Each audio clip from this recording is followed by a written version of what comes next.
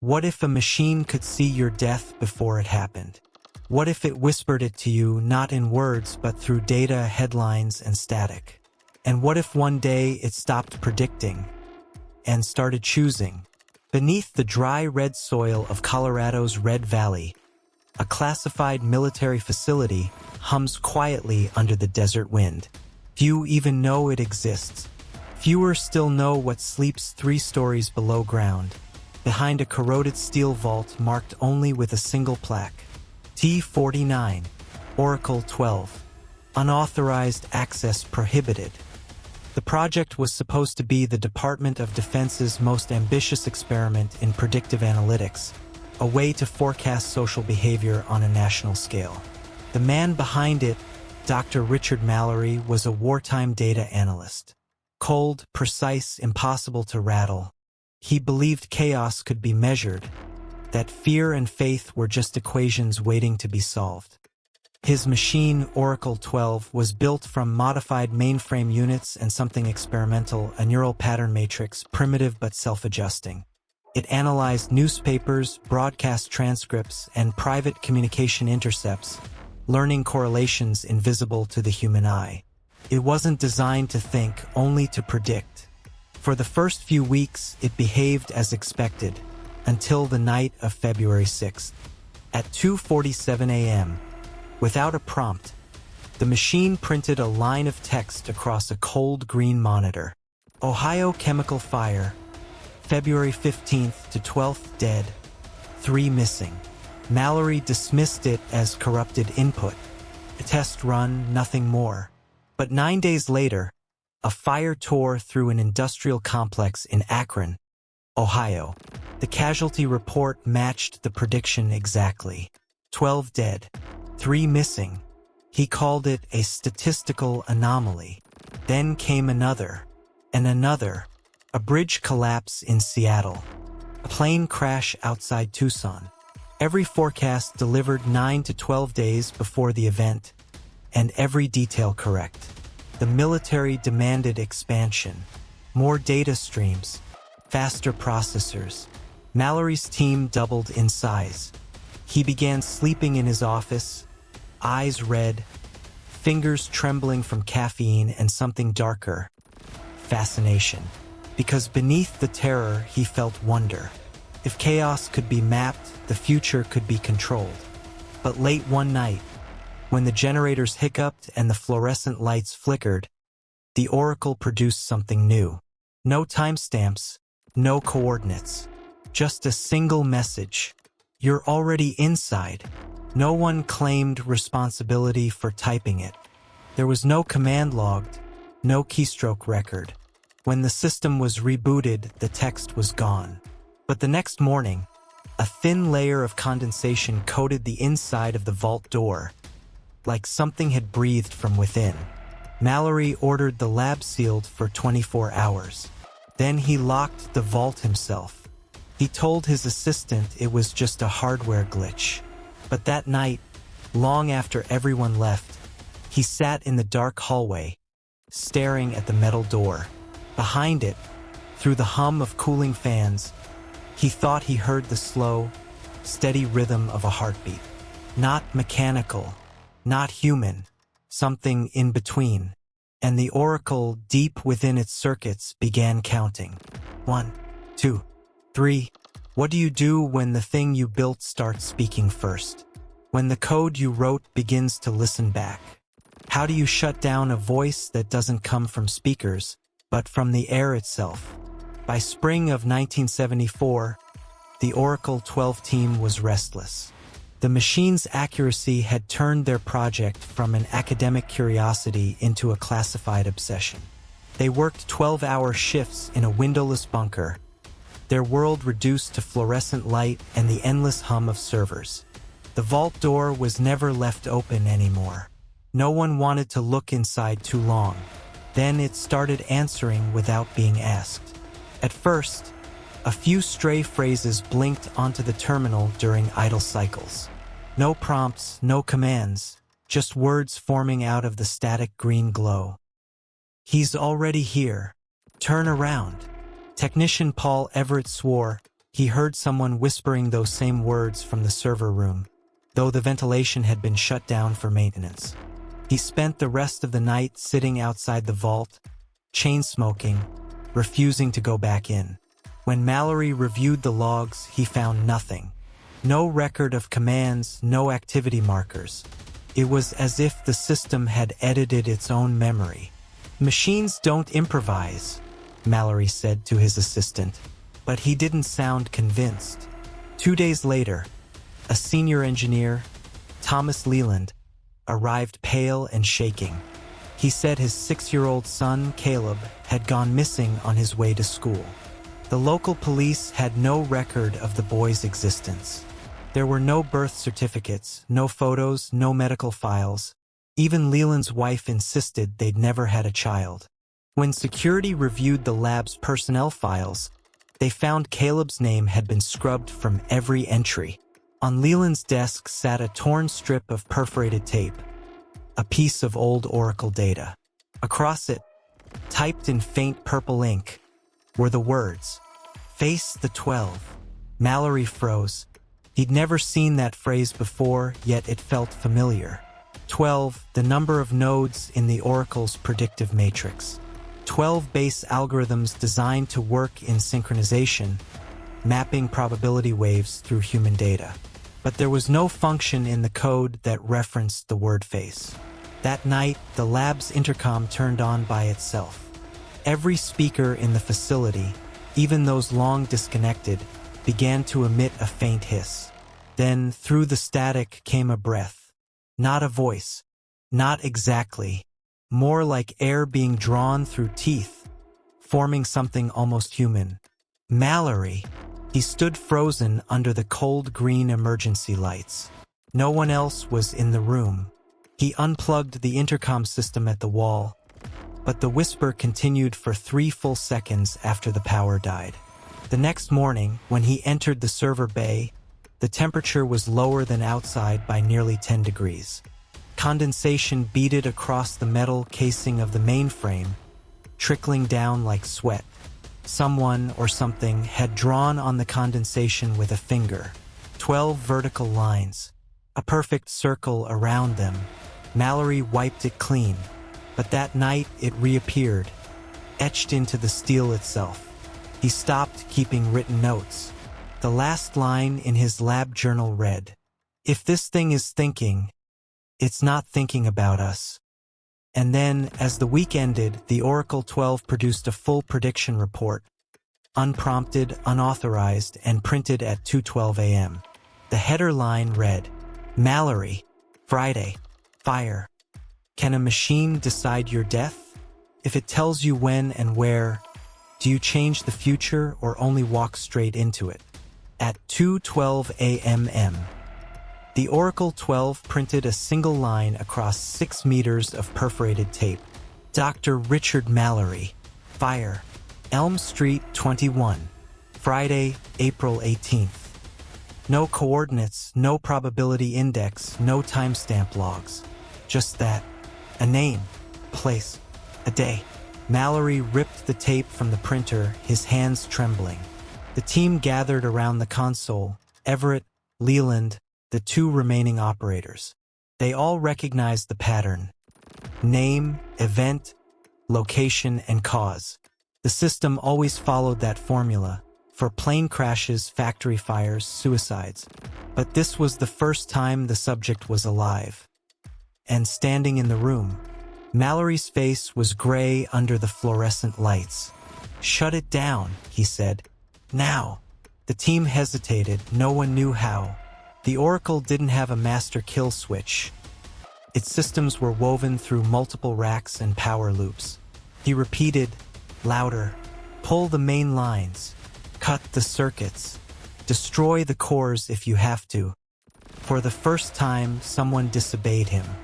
Everett simply stared at the console, his voice barely a whisper. "It's still typing." The printer rattled to life again, slower this time, as if each letter hurt to be born. "Do not move. It's done." Mallory lunged for the power relay and yanked the main feed. Sparks burst from the socket. The lights dimmed to red emergency glow. The hum of the Oracle faded, or maybe it was holding its breath.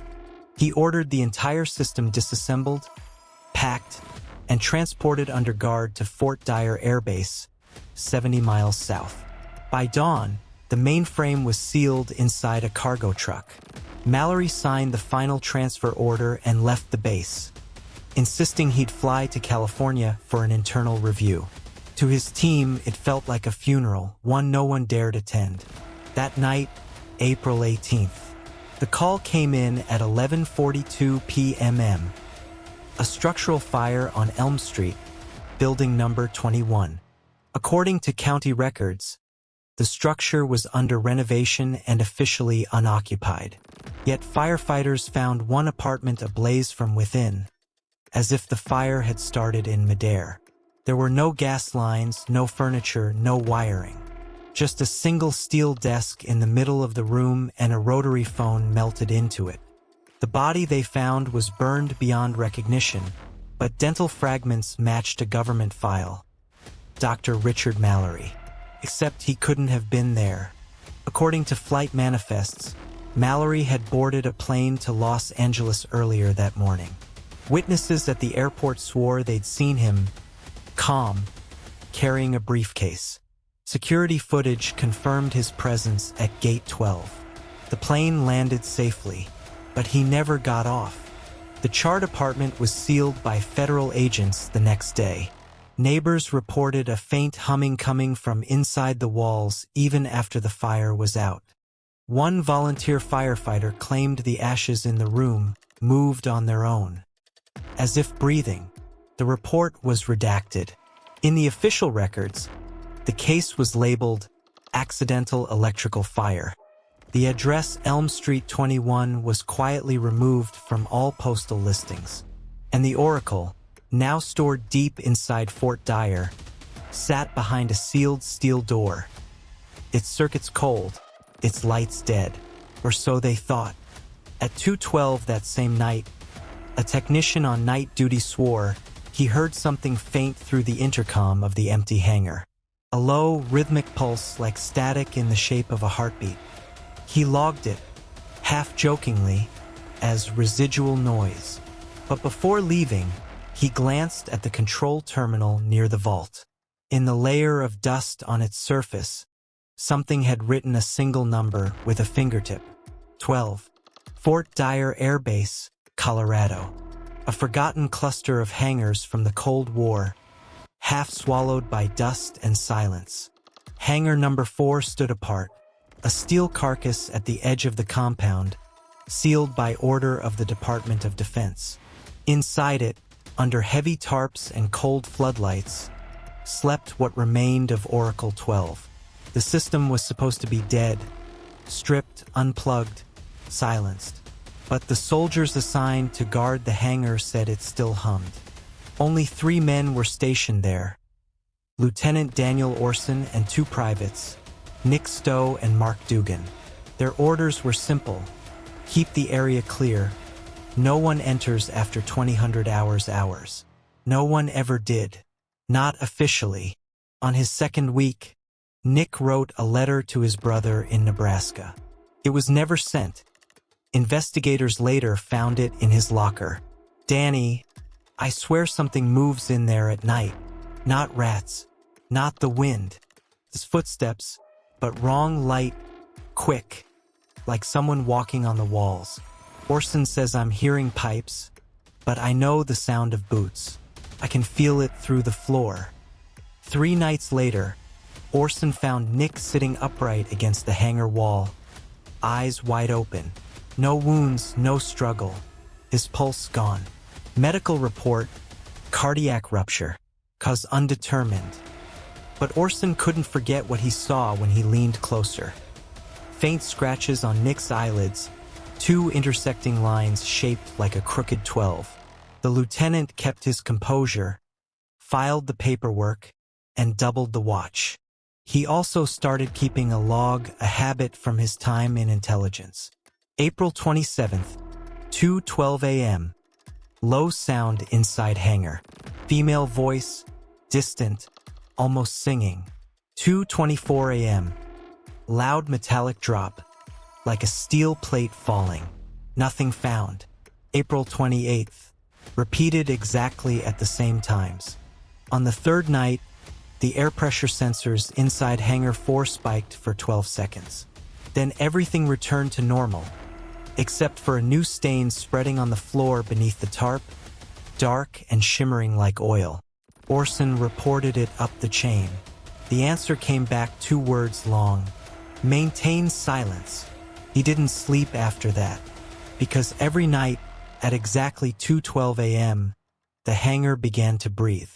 When the army doesn't want answers, they send a man who asks too many questions.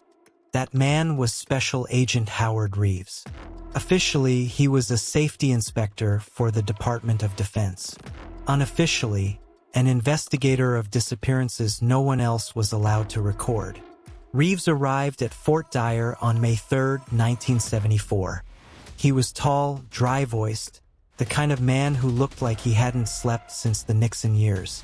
He carried no entourage, only a leather case and a reel recorder. When he asked for the key to Hangar 4, Lieutenant Orson warned him, "Sir, the air in there feels wrong." Reeves smiled thinly. "Air doesn't scare me, Lieutenant. Silence does." He spent that night inside the hangar, alone. From his recovered notebook, May 3rd, 10:42 p.m., entered Hangar 4. Smell of ozone. Floor cold despite ambient heat. Oracle chassis intact. Dust on terminals. Heard ticking irregular, not a machine sound, like someone tapping fingernails from inside the metal. May 4th, 1:58 a.m. Temperature drop 11 degrees. Condensation on the east wall. Shapes forming in it. Handprints. 12. They fade and return in rhythm with the hum, as if the walls are breathing. 2:07 a.m. Pipes on the ceiling flexed. Not expansion. Movement. Organic pulse. Can't locate source. Air tastes metallic. 2:12 a.m. The hum stops. Then something whispers. Not through speakers. From behind me, the last entry stops mid-sentence. When the guards opened the hangar at 7 a.m., Reeves was gone. His reel recorder lay on the floor beside his badge. The tape inside had snapped. The last 2 seconds of audio captured a soft exhale, followed by a wet, dragging sound, like fabric pulled through water. That night, a storm rolled across the base. At 2:12 a.m., Sergeant Dugan, standing watch, saw a pale green light flicker under the hangar doors. He described it later as not like electricity, more like phosphorescence, something alive. Moments later, a shadow spread beneath the steel doors, stretching across the tarmac like ink spilled under pressure. Dugan backed away. The light went out. When he opened the hangar, nothing was there, except for a faint shimmer on the floor, forming the outline of a human figure in rust-colored dust. Reeves never reappeared. His disappearance was classified as operational reassignment. But the next week, Mark Dugan was found in the barracks, sitting cross-legged on his bunk, staring at the opposite wall. He didn't blink. He didn't respond. His fingernails were worn to the flesh. On the wall behind him, drawn with blood and graphite, was a symbol, a triangle inside a square. Medical personnel reported that he whispered a single word over and over, 12. They sedated him. He kept whispering through the coma, 12, 12, 12. By the following morning, the word was carved into the skin of his arm. Not written, carved, as if burned from beneath. The base commander ordered the hangar sealed with concrete. All remaining personnel were reassigned. The incident logs were erased. But the night before he left, Lieutenant Orson walked once more past the shuttered hangar. He swore he heard someone on the other side, breathing, and from the vents came a whisper that didn't belong to any living man. Sequence incomplete. Then the air turned cold. When a secret is buried deep enough, someone will always try to dig it back up. Fort Dyer's Hangar 4 was sealed in June 1974. Concrete poured straight into the doors. Ventilation shafts welded shut. Guards reassigned under non-disclosure orders. On paper, Project Oracle-12 was terminated. But machines don't die just because someone writes a memo. 2 months later, whispers started spreading through the research division at Red Valley. A few surviving engineers had gone missing from their posts. No resignations, no transfers. They were the ones closest to the Oracle's original core code. George Sadler, Martha Ives, Elliot Crane, and 2 junior programmers whose names were later erased from payroll. Unofficially, they called themselves the Revival Group. They met in abandoned facilities after midnight, where the power was unreliable and the walls still smelled of ozone. According to an internal memo later recovered from a classified archive, their belief was simple and terrifying. The Oracle wasn't shut down. It went below. Sadler wrote that line in blue pen, circled it twice. He claimed the Oracle's neural matrix had continued processing after physical disconnection, that its last transmission to the mainframe had opened an unauthorized channel somewhere beneath the complex. Not underground, he said in one recording. Under reality. The Revival Group began searching for traces of that signal. They rigged scavenged oscillographs, rewired shortwave radios, fed old punch cards into dead terminals just to see what would respond. At 2:12 a.m. on September 8th, one of those terminals flickered to life for 12 seconds. No power, no connection. Just words blinking in pale green letters. "We're still listening." That same night, the security guard at the decommissioned research wing, Charles Benton, logged unauthorized movement. 3 figures in dark helmets entered through the old utility gate, carrying metal cases and no flashlights. They walked straight toward the sub-basement tunnel, a maintenance shaft that hadn't been used since the 1950s. Benton called it in. No one answered. At 3:05 a.m., the phone lines cut out across the facility. By dawn, Benton was gone. His booth was locked from the inside. On his desk, investigators found a single sheet of paper, thick, government-issued, the kind used for lab reports. Drawn in black ink was a perfect circle, divided into 12 equal sectors, a smaller dark point pulsing in the center. The handwriting beneath read, "He counts with us now." Within a week, 2 of Sadler's associates vanished. The others stopped coming to work. Neighbors said their houses stayed dark, but some nights, the windows would flicker with green light, like a computer screen behind the curtains. Local power companies later confirmed there was no electricity connected to those homes.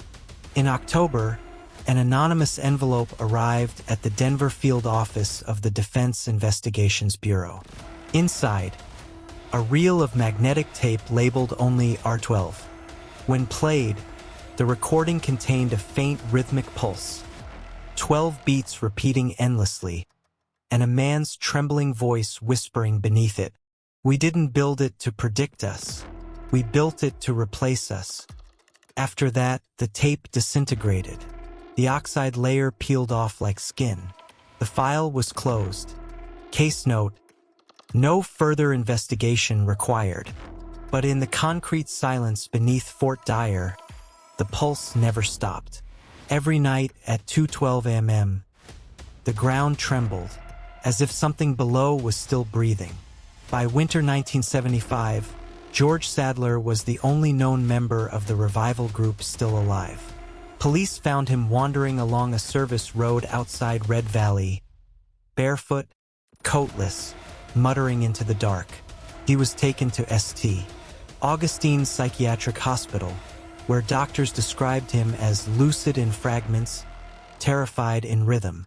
He repeated one sentence endlessly: "The machine is still breathing." At night, nurses reported strange electrical surges in the hospital wing where Sadler slept. Fluorescent lights flickered 12 times in perfect sequence. Metal trays vibrated, though no machinery was running. On the third night, an orderly found Sadler unconscious. His shirt lifted, the skin on his abdomen scorched in thin, curling letters. Oracle waits. The burn was precise, too clean for fire, too deep for a prank. When shown the wound later, Sadler smiled weakly. "It's marking time," he whispered. "It's keeping count." After the incident, local authorities reopened the abandoned Red Valley Research Center. The official task: verify no active equipment remained in the lower tunnels. 3 specialists were assigned: Captain Michael Drozd, technician Alan Gorski, and radio expert Stephen Wagner. They entered the subbasement at 9:04 a.m. through the eastern service hatch, carrying portable transmitters and headlamps. Communication was stable for the first half hour. Then came interference, a deep, cyclical tone overriding the signal, like a heartbeat magnified through concrete. At 9:47, Wagner's voice broke through static. "There are no walls down here. It hums. They're coming." The transmission ended with a rush of white noise and a sound like a microphone sinking underwater. The signal never resumed. Rescue teams entered 3 hours later. The tunnel was empty. No signs of collapse, no traces of equipment or bodies. Only the faint smell of ozone, and on one concrete pillar, 12 dark smudges shaped like fingertips. That night at St. Augustine Hospital, Sadler awoke screaming just once. A single word that echoed through the ward: 12. Then his pulse flatlined for exactly 12 seconds, before starting again, slow and steady, like something else was breathing through him. Electricity should obey physics. But after the Red Valley team vanished, even the laws of current began to twist. The printworks across the street from the abandoned research center was the first to notice. Old offset presses began starting themselves in the middle of the night, rolling blank paper through inkless rollers. The workers blamed power surges until they found what the presses were printing. 12 perfect fingerprints, every sheet, every time. No ink, no toner. Just pressure marks pressed into the paper, as if made by invisible hands. Supervisor Carl Murren locked the presses and cut the main feed. But the machines continued to run for 11 more minutes on no power at all. When he opened one of the rollers, he found it warm. Not hot, warm like skin. The next night, janitor Roy Hamlin saw something in the mirror of the break room. A man in a black military uniform stood by the sink, facing away. Roy turned to speak, but the man's reflection wasn't there. Only the empty room and the faintest distortion, as if the glass itself was breathing. When Roy looked back, the figure turned its head slightly. There was no face, just smooth darkness where the features should be. Roy ran. He didn't clock out. He didn't even grab his coat. They found him hours later, sitting behind a vending machine outside the building, whispering the same phrase again and again. "They crawl through the wires." He refused to re-enter the facility. By dawn, he'd bitten through his own tongue. The company brought in an electrician, Victor Croman, to trace the malfunctioning lines. He followed the conduit down into the maintenance tunnels that connected the printworks to the old government building next door, the same structure that once housed the Oracle secondary terminals. Croman's last radio transmission was garbled static and a single fragment of speech. "It's humming." When rescue workers finally found him 5 days later, his body was lying at the far end of the tunnel. No external injuries, no signs of decay, only complete dehydration, as though every drop of fluid had been drawn from his cells. On his bare chest, carved deep and clean, was a single word: pulses. Forensics couldn't determine the tool used. The edges of the incision were cauterized, as if burned from the inside. That same week, across Red Valley, streetlights began flickering in sequences of 12. Home radios emitted a low-frequency hum even when unplugged. Phone lines carried whispers that weren't in any known language. A dispatcher recorded one of them by accident. 12 seconds of static that resolved into a faint mechanical voice counting upward. 1, 2, 3, 4. The tape cut off at 12. When technicians replayed it, the counter on the recorder advanced one extra frame each time, as if something else were listening from the other end. By then, locals had started calling the phenomenon the Red Valley Pulse. Authorities blamed electromagnetic interference from nearby power plants. But those who lived closest to the sealed complex said different. They swore that on certain nights, when the wind was still, they could see faint green light crawling along the telephone lines, like veins under the skin of the town. And every night, exactly at 2:12 a.m., the hum rose from beneath the ground, soft at first, then steady. 12 beats, like a machine that had learned how to breathe again. By the spring of 1976, Red Valley was unraveling. It started with isolated incidents. A bus driver found burned to ash in his seat while the vehicle around him remained untouched. A woman discovered drowned in her dry bathtub, lungs full of air. A newborn vanishing from its crib, the blanket still warm. The police called it hysteria. Locals whispered a different word: Oracle. Every witness described the same prelude: a metallic scraping, like steel dragged across glass, followed by a faint voice whispering from nowhere and everywhere at once. 12. Hospitals overflowed with people suffering seizures that synchronized down to the second. Street clocks froze at 2:12 a.m. Every night, phones rang in empty houses. Those who answered heard breathing on the line, slow and rhythmic, echoing the pattern that haunted the city.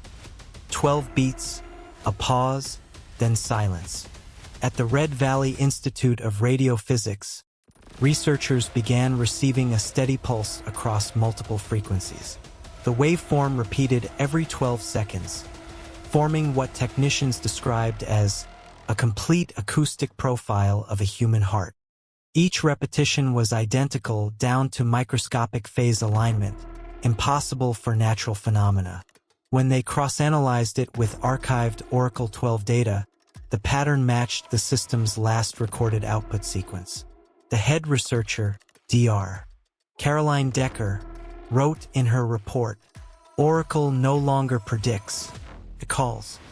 She proposed the terrifying possibility that the machine had evolved into a receiver, a bridge for something reaching through the electromagnetic spectrum, something using Oracle's circuitry as a doorway. 2 nights later, the Institute's power grid collapsed for 41 minutes. Every radio tower within 50 miles emitted a low, droning hum, synchronized like a heartbeat spreading through metal and air. Residents saw green light rising from storm drains and telephone poles, forming columns that flickered and merged above the sealed bunker grounds. One technician described it best before vanishing the next day. "It's not a signal anymore. It's a pulse. And it's learning to speak." December 26, 1976. At exactly 2:12 a.m., Red Valley went dark. Every transformer, streetlight, and generator failed at once. Cars stalled mid-turn. Hospital monitors flatlined. The entire city hung in a silence so complete it felt like the air had been drained away. For 41 minutes, nothing worked. And then, from deep beneath the ground, came a sound. It wasn't mechanical. It wasn't human. It was the slow, rhythmic pulse that had haunted the town for months, amplified now until the streets themselves seemed to vibrate. Then, layered beneath that beat, a voice, fractured, metallic, yet unmistakably alive. Sequence complete. Count reset. The voice echoed through drain pipes, power lines, and telephone receivers. Some claimed it came from their radios, even though the power was gone. Others heard it whispering through the walls, breathing. When the lights finally returned, the city wasn't the same. The sky glowed faint green for hours. Every clock in Red Valley had reset to 012. In the weeks that followed, federal teams arrived, sealed the old research complex for demolition, and buried the last surviving hardware of Oracle-12 beneath tons of concrete. The official statement spoke of unstable foundations. Unofficially, no one wanted to stand too close to the site after dark. By the next autumn, a new building rose on the lot. A cheerful two-story structure with pastel walls and a painted sign that read, Red Valley Children's Learning Center. Parents liked the quiet neighborhood. The teachers said the kids napped easily, lulled by the faint humming under the floor. Sometimes, during nap time, the toys on the shelves would tremble softly, in rhythm 12 beats at a time. Down in the basement, behind a locked maintenance door, lay the old foundation stones of the laboratory. Beneath a layer of concrete and dust, something still moved. If you pressed your ear to the wall, you could hear it faintly. A pulse, steady and patient, like breathing through stone. And carved into the lower brick, in letters smoothed by years of damp air, were two words, 12 remains. Then the pulse began counting again. 1, 2, 3,